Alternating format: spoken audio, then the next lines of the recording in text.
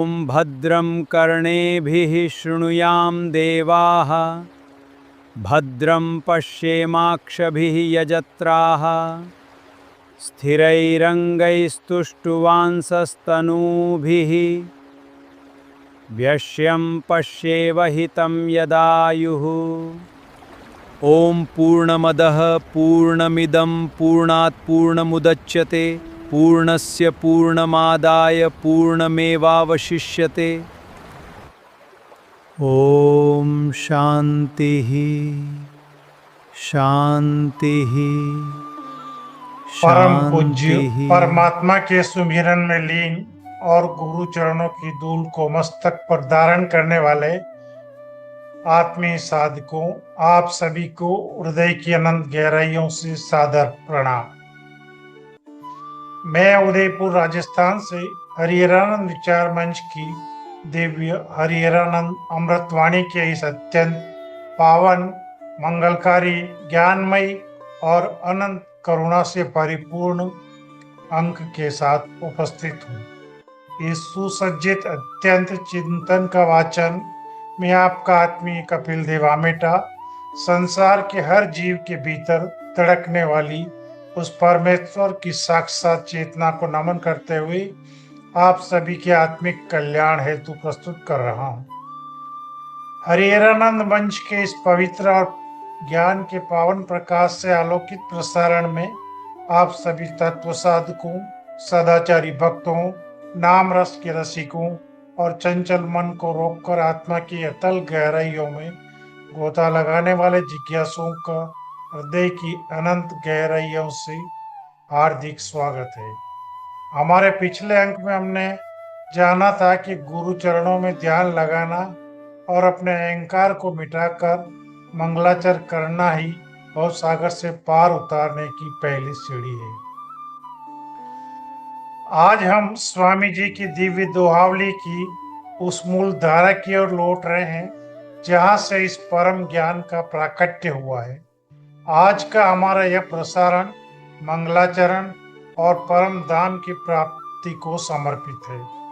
सनातन परंपरा में किसी भी शुभ कार्य, ग्रंथ या साधना की शुरुआत करने से पहले विघ्नहर्ता भगवान श्री गणेश, ज्ञानदायिनी माँ सरस्वती और सद्गुरुदेव के चरणों में शीश झुकाना अनिवार्य माना गया है ताकि हमारी अंतर यात्रा बिना किसी बाधा के पूर्ण हो सके। आज हम स्वामी जी के तीसरे दोहे के माध्यम से जानेंगे कि क्यों मंगलाचरण केवल एक औपचारिकता नहीं बल्कि अपने संकीर्ण अहंकार को मिटाकर परमात्मा की अनंत शक्ति से जुड़ने का सबसे पहला और अनिवार्य सोपान है। आज की अमृतवाणी में सिखाएगी कि जब तक हृदय में कृतज्ञता और गुरु के प्रति समर्पण का भाव नहीं आता तब तक ज्ञान का दीपक कभी नहीं जल सकता और न ही उस पूर्ण ब्रह्म रूपी परम धाम की प्राप्ति हो सकती है। आज का हमारा यह वक्तव्य आपके भीतर भक्ति के उस सोए हुए रस को जगाएगा जो आपको एक गहरी समाधि और आत्मिक शांति की ओर ले जाएगा। प्रिय श्रोताओं, जब हम किसी महान कार्य या साधना का संकल्प लेते हैं तो हमारे भीतर विनम्रता और ईश्वर के प्रति शरणागति का भाव होना परम आवश्यक है। भगवान श्री कृष्ण ने गीता के दिव्य उपदेशों में अपनी अविनाशी सत्ता और शरणागति के विषय में जो अमृत वचन कहे हैं वे हर साधना की शुरुआत का मुख्य प्राण है। श्लोक इस प्रकार है: मन मना भव मदभक्तो मध्याजी मां नमस्कुरु मां में वैश्यसी सत्यम ते प्रतिजाने प्रियोसी में। श्रीमद् भगवद गीता अध्याय 18 श्लोक 65। इस अत्यंत करुणामयी, गोपनीय और साधक को अभयदान देने वाले श्लोक में योगेश्वर श्री कृष्ण अर्जुन से कहते हैं कि हे अर्जुन, तू मुझ में मन वाला हो तो मेरा भक्त बन, मेरा पूजन करने वाला हो और मेरा प्रणाम करने वाला हो, ऐसा कर मुझको प्रणाम कर। ऐसा करने से तू मुझको ही प्राप्त होगा। यह मैं तुझसे सत्य प्रतिज्ञा करता हूँ, क्योंकि तू मेरा अत्यंत प्रिय सखा है। यहाँ भगवान श्री कृष्ण साधना की पूर्णता और शुरुआत दोनों का रहस्य समझा रहे हैं। वे कहते हैं कि अपनी बुद्धि के दम को छोड़कर अपने मन को पूरी तरह मुझ में विसर्जित कर दे। जब मनुष्य किसी कार्य की शुरुआत मैं से करता है तो उसके साथ भय, चिंता और तनाव स्वतः जुड़ जाता है।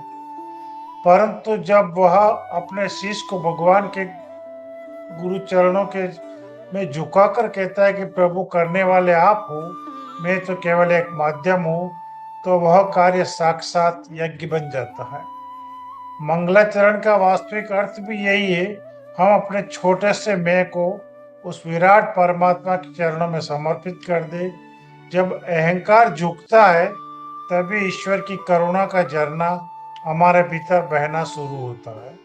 स्वामी जी का आज का यह तीसरा दोहा इसी मंगलकारी भाव को अपने शब्दों में अभिव्यक्त करता है कि गणेश, सरस्वती और गुरु के चरणों में वंदन ही हमें उस परम धाम तक ले जाता है।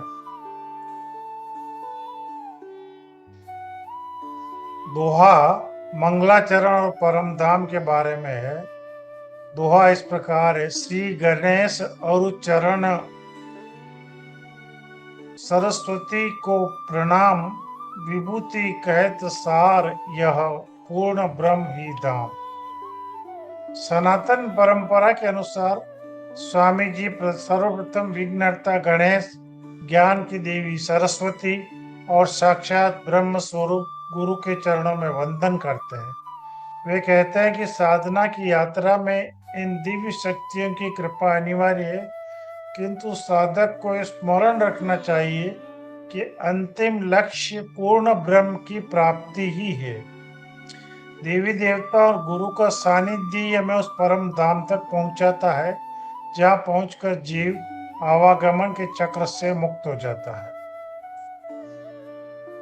सनातन धर्म अध्यात्म विज्ञान के अनुसार भगवान श्री गणेश केवल बुद्धि के देवता नहीं, बल्कि वे मूलाधार चक्र के स्वामी और समस्त बाधाओं को हरने वाले विघ्नहर्ता है। जब साधक साधना का आरंभ करता है तो मूलाधार चक्र से ही प्राण ऊर्जा का ऊर्ध्वगमन होता है।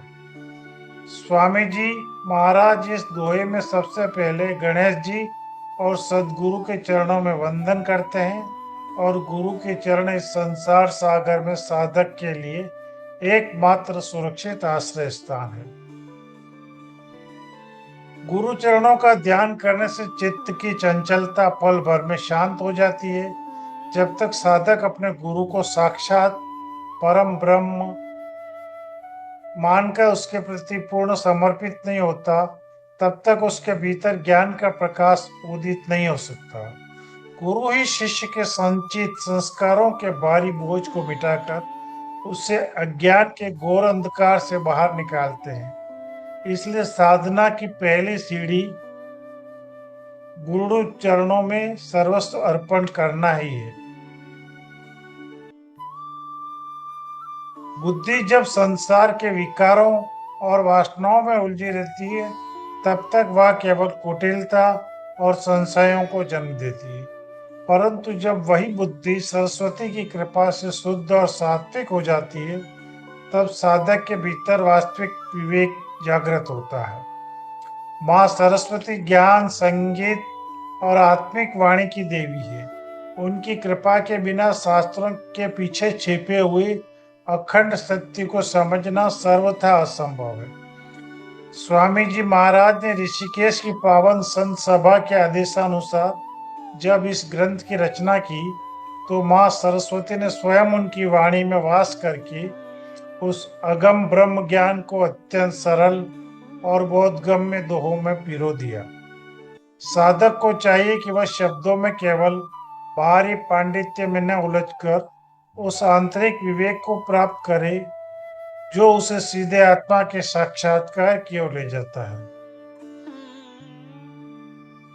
स्वामी जी महाराज इस दोहे की दूसरी पंक्ति में अध्यात्म का सर्वोच्च निष्कर्ष प्रस्तुत करते हुए कहते हैं कि संपूर्ण साधनाओं का अंतिम लक्ष्य पूर्ण ब्रह्म की प्राप्ति ही है। यह दिखाई देने वाला दृश्य जगत परिवर्तनशील और क्षण भंगुर होने के कारण मिथ्या है, परंतु वह परब्रह्म परमात्मा ही एकमात्र अविनाशी और शाश्वत सत्य है। जीव अज्ञानवश स्वयं को केवल एक हाड़ मांस का शरीर मान बैठता है और संसार के नश्वर दुख सुखों में भटकता रहता, परंतु जब गुरु की कृपा से उसका अज्ञान नष्ट हो जाता है, तब उसे बोध होता है कि उससे की अपनी आत्मा ही महान ब्रह्म है। वही पूर्ण ब्रह्म हमारा वास्तविक धाम है, जहाँ पहुंचकर जीव जन्म मरण के चक्र से पूरी तरह मुक्त हो जाता है। उस परम पद पर प्रतिष्ठित होने के बाद संसार का कोई भी दुख, शोक या भय जीव को कभी स्पर्श नहीं कर सकता। मंगलाचरण की अखंड महिमा और पूर्ण ब्रह्म की प्राप्ति को समझने के लिए महर्षि वेदव्यास जी द्वारा रचित श्री भागवत महापुराण का प्रथम श्लोक देखना अत्यंत प्रासंगिक है, जहाँ उन्होंने किसी व्यक्ति या संप्रदाय की वंदना न करके सीधे उस परम सत्य को नमन किया है। जन्मादस्य यतो व्यत्यादितीर्थ स्वार्थे विषविजग स्वराट तेने ब्रह्म हृदा य आदिक वये मुयन्ति यत् सूर्य तेजो वारी मृदाम यथा विनिमयो यत्र विसर्गो अमृसा धाम्ना स्वेन सदा निरस्तकुहकं सत्यम परम धीमहि। इस परम पावन और ब्रह्मांड के मूल तत्व को उद्घाटित करने वाले मंगलाचरण में महर्षि व्यास जी कहते हैं कि जिस परम तत्व से इस पूरे ब्रह्मांड की उत्पत्ति, स्थिति और प्रलय होता है, जो सब में व्यापक होते हुए भी सब प्रपंचों से अलग है, जिसने सृष्टि के आदि कवि ब्रह्मा जी के हृदय ज्ञान में ज्ञान का संचार किया, जिसके सत्य स्वरूप के कारण यह पूरा संसार सत्य प्रतीत होता है, उस माया से सर्वथा रहित परम प्रकाश में परम सत्य का हम ध्यान करते हैं। यह श्लोक हमें सिखाता है कि जब हम उस परम सत्य को अपने जीवन की शुरुआत में रख लेते हैं, तो संसार का कोई भी भ्रम हमें विचलित नहीं कर सकता। स्वामी हरिरानंद जी की वाणी भी हमें इसी परम सत्य की ओर ले जाने वाली है।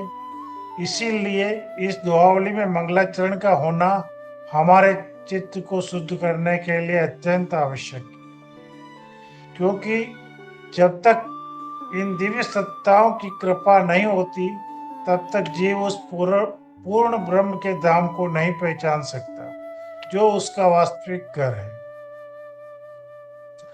वेदों और पुराणों का सार यही है कि परमात्मा किसी दूर आकाश में नहीं, बल्कि प्रत्येक साधक के हृदय कमल के भीतर ही सदा निवास करते हैं। उस भीतर के राम तक पहुंचने के लिए श्वास प्रश्वास के साथ होने वाला अजपा जप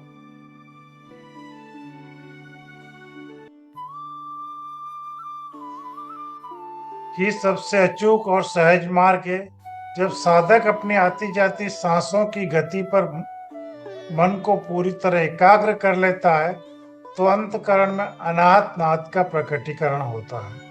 यह दिव्य आंतरिक संगीत ही मन के समस्त विक्षेपों को शांत कर देता है। आंखें बंद करके बैठना ध्यान की शुरुआत हो सकती है, परंतु संसार के कर्तव्यों का पालन करते हुए भी जब ईश्वर से संबंध अटूट बना रहे, तो उसे ही सहज समाधि कहा जाता है।